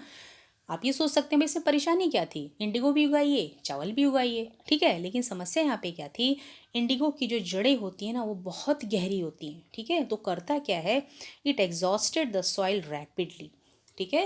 यानी जड़ें इतनी गहरी जाती थीं कि वो जो है पूरी की पूरी सॉइल की जो न्यूट्रिशन थी उसको सोख लेती थी। और उसके बाद जब आपकी इंडिगो की फसल कटती थी तो जो ज़मीन थी उस पर आप दोबारा क्या करते, चावल नहीं उगा सकते थे, ठीक है। तो अब आप सोच सकते हैं कि ये एक इतनी बड़ी समस्या कैसे बन गई किसानों के लिए। ओके, अब आपका अगला टॉपिक है वो है आपका the blue rebellion and after, ठीक है। तो ये टॉपिक जो कि हम अब अगली क्लास में स्टडी करेंगे, अन्यथा आपकी वीडियो बहुत लॉन्ग हो जाएगी और आप हो जाएंगे बोर, राइट। तो अभी आज हमने जो भी पढ़ा इसको हम थोड़ा सा शॉर्ट में क्या करते हैं, रिवाइज कर लेते हैं, ठीक है। अभी हमने आपका पहला जो टॉपिक उठाया था वो था आपका a new system is devised, यानी हमने देखा परमानेंट सेटलमेंट, ठीक है। परमानेंट सेटलमेंट के फेलियर के बाद जो है आपके जो अंग्रेज़ थे उसमें जो आपके हॉल्ट मैकेंजी साहब थे, ठीक है। तो हॉल्ट मैकेंजी जी ने जो है एक आपका महलवारी सिस्टम जो इंट्रोड्यूस किया था, ठीक है। तो महलवारी सिस्टम में इन लोगों ने एक विलेज हेडमैन बनाया था जो कि आपका एक इंटरमीडियरी था ब्रिटिश और किसानों के बीच में, ठीक। तो इसमें जो आपका जो अमाउंट था वो फिक्स नहीं था, ठीक है। वो कभी भी आपका बढ़ सकता था और वो पहले भी हाई ही था क्योंकि उसको कभी भी लोग पीरियडाइज कर सकते थे, ठीक। और इसमें जो आपका विलेज हेडमैन था वो आपका रेवेन्यू जो है वो किसानों की तरफ से फिर ले जाके ब्रिटिश लोगों को देता था, ओके। और यहाँ पे हर एक विलेज के जो प्लॉट को, खेत को इन लोगों ने बहुत अच्छे तरीके से एसेस किया था कि हमको किस ज़मीन के हिस्से से कितना रेवेन्यू मिल सकता है, ठीक। उसके बाद आपने देखा कि साउथ इंडिया में जो है इन लोगों ने जो सेटलमेंट शुरू किया था, जो आपका रेवेन्यू सिस्टम था उसका नाम था मुनरो सिस्टम, ठीक है। तो मुनरो सिस्टम में क्या खास था कि इसमें जो सेटलमेंट थी वो सीधे के सीधे किसानों के साथ थी, यानी इसमें कोई इंटरमीडियरी नहीं था, ओके। यानी किसान ही उगाएंगे और वही जो है आपकी ब्रिटिश को लगान देंगे। लेकिन इसमें सिस्टम क्या था कि जो आपकी जो रकम थी जो है वो बहुत ही ज़्यादा हाई थी, ओके। तो इससे जो किसान जो उसको भर नहीं पाते थे। तो इसमें क्या था कि जब बहुत ज़्यादा वो लोग गरीब हो गए, भुखमरी के शिकार होने लग गए तो लोग गाँव छोड़ के भागने लग गए, तो गाँव के गाँव क्या हुआ, वो खाली हो गए, ठीक। उसके बाद भी जो है ब्रिटिश ऑफिशियल्स की उम्मीद नहीं टूट रही थी, उन लोगों को लग रहा था कि नहीं, हमारी जो ये पॉलिसीज़ हैं इसकी वजह से जो आपके किसान हैं उनको जो है बहुत ज़्यादा फ़ायदा होगा, वो अमीर हो जाएंगे। लेकिन हो रहा था ठीक इसका उल्टा, ठीक है। फिर हमने क्रॉप्स देखा कि यूरोप में जो है किस प्रकार की क्रॉप्स की डिमांड थी। तो we have see the opium, the indigo, यानी ऐसी क्रॉप्स जिनको कि अंग्रेज चाहते थे कि किसान हमारे भारत के उन्नति के लिए उगाएं, जिनको कैश क्रॉप्स कहा जाता था, जिसको बेच के वो लोग अपनी जेबें भर सकें, ठीक है। इसमें ओपियम है, इंडिगो, आपका जूट हो गया, टी है, शुगर केन है, ठीक है। फिर आपका चावल है, आपकी गेहूं है, कॉटन है, ठीक है। तो ये सब जो है उगाने के लिए लोग जो है किसानों को जो है प्रेशराइज किया करते थे। फिर आपका जो सबसे इंपॉर्टेंट चीज़ है वो आपका इंडिगो, ठीक, जिसकी ब्लू कलर की वजह से इसकी मांग बहुत ज़्यादा थी, ठीक। और इसकी जो आपकी पैदावार थी वो मुख्यतः इंडिया में होती थी, क्योंकि इंडिया जो ट्रॉपिकल एरिया में आता है और ट्रॉपिक्स में इंडिगो की कल्टीवेशन बहुत अच्छी होती है क्योंकि इसकी क्लाइमेटिक कंडीशंस ऐसी हैं। लेकिन उसके साथ में ही जो आपका इंडिगो था वो इसकी जो डिमांड थी वो बहुत ज़्यादा इसलिए थी क्योंकि जो है ये फ्रांस, इटली और ब्रिटेन में जो है क्लॉथ को डाई करने के लिए इस्तेमाल होता था, ओके। यही रीज़न था कि इसकी जो है डिमांड बहुत ज़्यादा थी और इसको फिर जो है बाकी जगह पे भी उगाया जाने लग गया था, ठीक है। तो अब जो यूरोप था, क्योंकि वो टेम्परेट जोन में आता है, तो भाई वहाँ पे एक वर्ड नाम का पौधा होता था कि जो भी एक डाई की तरह काम करता था। लेकिन प्रॉब्लम ये थी कि इंडिगो जो है उसका कलर बहुत अच्छा था, रिच था, और ये जो वर्ड था ये भी कलर देता था, लेकिन इसका जो कलर था वो पेल और डल था, ओके। तो यहाँ के यूरोपियन ट्रेडर्स ने पहले तो भाई इसको अपने गवर्नमेंट को बैन करने के लिए कहा क्योंकि इससे भी इनको दिक्कतें हो रही थी। लेकिन बाद में जब लोगों की डिमांड बढ़ी इंडिगो के लिए, तब इन लोगों ने भी भाई अपनी सरकार को कहा कि आप इस पर जो बैन है वो जो है थोड़ा सा कम कर दीजिए, उसको ढील छोड़ दीजिए, ठीक। अब इसमें कुछ और भी देश थे जो कि लोगों ने इंडिगो की कल्टीवेशन शुरू कर दी, ठीक है। जैसे कि आपका ब्राज़ील था, कैरिबियन आइलैंड था, ठीक है, वेनेजुएला था। तो यहाँ भी प्लांटेशन होने लग गई, तो थोड़ा सा यहाँ से भी यूरोपियन मार्केट्स को जो है वो इंडिगो मिलने लग गया। लेकिन कुछ समय के पश्चात क्या हुआ कि आपको कुछ कैरिबियन आइलैंड में प्रॉब्लम्स हुई, तो उसकी वजह से और बाकी जगह पे भी कुछ दिक्कतें हुई, जिससे इंडिगो का जो सप्लाई था पूरी तरीके से ठप पड़ गया। जो आपके ब्रिटिश थे वो अब पूरी तरीके से इंडिया पे निर्भर हो गए इंडिगो के लिए, ठीक है। तो उनकी डिमांड बढ़ गई और इससे क्या हुआ, उन लोगों ने यहाँ पे अब फोर्सफुली इंडिगो का कल्टीवेशन किसानों से करवाना शुरू कर दिया। तो समय के साथ जो है बंगाल में जैसे इसका कल्टीवेशन बढ़ा, तो भाई इसकी जो एक डोमिनेशन थी, यानी जो इसकी एक पकड़ थी ऑल ओवर वर्ल्ड में, बंगाल की एक टाइम में जो है नंबर 1 पोजीशन पे आ गई, ठीक है। तो इससे जब इनका फ़ायदा बहुत ज़्यादा होने लग गया, तो जितने भी ऑफिशियल्स थे, अधिकारी थे, वो अपना सारा काम धाम छोड़ के इंडिगो कल्टीवेशन के काम में आने लग गए, क्योंकि इसमें पैसा बहुत ज़्यादा था, ठीक है।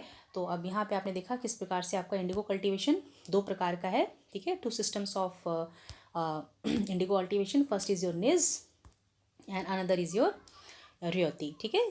तो नीज में आपने देखा कि नीज में जो आपके प्लांटर्स थे, ठीक है, वो जो है उनको लैंड, वो जो ज़मींदार से या तो उसको डायरेक्टली खरीद लेते थे या तो उसको किराए पे लेते थे, ठीक है। लेकिन अब यहाँ पे इनको जो समस्या का सामना करना पड़ा वो ये था कि चूंकि इंडिगो जो सिर्फ फर्टाइल सॉइल में ही उगता था, ठीक है, लेकिन यहाँ पे ऑलरेडी यहाँ पे जनसंख्या भरी पड़ी थी, तो ये बेचारे करें क्या, जाए कहाँ। तो इन लोगों को छोटी छोटी ज़मीनें मिल रही थी, ठीक है।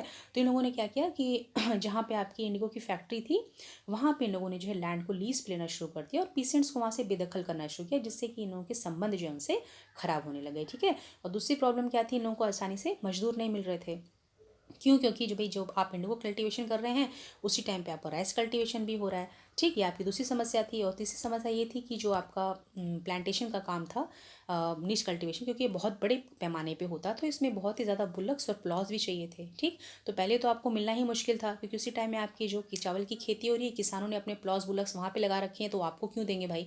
और मान लीजिए आपको मिल भी गए तो भाई आपका जो उसमें जो मेंटेनेंस चार्ज है वो बहुत ज़्यादा पड़ जाएगा, ठीक। तो ये सब समस्याएं थी, जिसकी वजह से जो है आपका जो निच कल्टीवेशन करने जो प्लांटर्स पहुंचे हुए थे, अब जो है लोगों ने इसको एक्सपैंड करने का इरादा थोड़ा सा छोड़ दिया, ठीक है। और मात्र 25% पे ही आपका जो है इंडिगो कल्टीवेशन हो रहा था, और बाकी जो चीज़ें थी वो रोयती सिस्टम में पड़ी हुई थी, ठीक है। अब जो रोयती सिस्टम में था, इसमें क्या था इसमें रोयती सिस्टम में जो है आपके जो प्लांटर्स थे वो विलेज हेडमैन के ज़रिए से, ठीक है, विलेज हेडमैन के ज़रिए से इनको फोर्सफुली जो है कॉन्ट्रैक्ट साइन कराया करते थे। और इसमें इन्होंने लालच दिया किसानों को, जो उनको अच्छा भी लगा देखने में कि भाई हमारे साथ एक अच्छा खासा व्यापार हो रहा है, हम खूब मुनाफा कमाएंगे।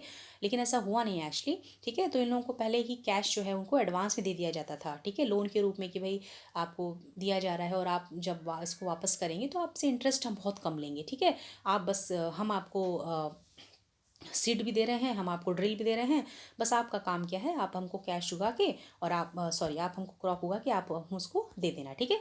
तो यहाँ पे सीड ड्रिल देना जो है प्लांटर्स का काम था, और उस पर मेहनत करना जो है किसका काम था, कल्टीवेटर्स का, ठीक है। तो हर फसल उगाने के बाद जब हार्वेस्ट होता था तो वो लोग जो है प्लांटर्स को देते थे। लेकिन उसके बाद ये नहीं था कि मतलब प्लांटर्स उनको पैसा अच्छा खासा दे के उनको छोड़ दें, फिर वो क्या करते थे, उनको दोबारा लोन देते थे, दोबारा प्रेशराइज करते थे, आप फिर से इंडिगो उगाइए। अब इसमें समस्या ये आती थी कि जो जब वो इंडिगो का हार्वेस्ट उनको देते थे तो बदले में जो पैसा था ना वो उनको बहुत कम दिया जाता था, ठीक है। तो धीरे धीरे क्या हो गया, उनको समझ में आ गया कि ये सिस्टम बहुत ज़्यादा क्या है, एक्सप्लॉयटेटिव है हैरेशन, मतलब हमारा क्या जा रहा है, शोषण किया जा रहा है, ठीक है। क्योंकि वो जो एक लोन की जो साइकिल थी, एक चक्र था, उसमें वो लोग फंस गए, जिससे वो कभी निकल ही नहीं पाते थे, ओके। तो इससे क्या हुआ, पहली समस्या। और दूसरी समस्या ये हुई कि जो कल्टिवेटर्स थे, जो प्लांटर्स थे, वो इनको कहते थे कि आप जो इंडिगो उगाएंगे तो सबसे ज़्यादा फर्टाइल सॉइल में ही उगाएंगे, ठीक है, क्योंकि इंडिगो होता ही फर्टाइल सॉइल में। अब इसमें जो समस्या निकल के आई कि जो इंडिगो था, चूंकि वो एक बार जब किसी ज़मीन में उगा दिया जाता था तो वहाँ की सॉइल को क्या करता था, वो बंजर बना देता था, ठीक है। तो एक बार मिट्टी बंजर हो गई तो वहाँ पे फिर दोबारा क्या होता था, राइस कल्टीवेशन नहीं हो पाता था, ओके। तो ये सब समस्याएं थी, जिसकी वजह से जो है अब इसके बाद हम पढ़ेंगे किस प्रकार से जो आगे चल के जो आपका कल्टीवेशन कर रहे थे जो पीसेंट्स थे, उन लोगों ने बगावत की, ठीक है, जिसको कि हम लोग ब्लू रिबेलियन के नाम से जानते हैं, जिसके बारे में हम लोग अगली क्लास में पढ़ेंगे। तो आई होप आपको पूरी क्लास अच्छे समझ में आई होगी, and if you have any doubts you can put it in the comment box, and if you like my class please subscribe my channel and like, comment and share, and till the next class, see you, bye bye.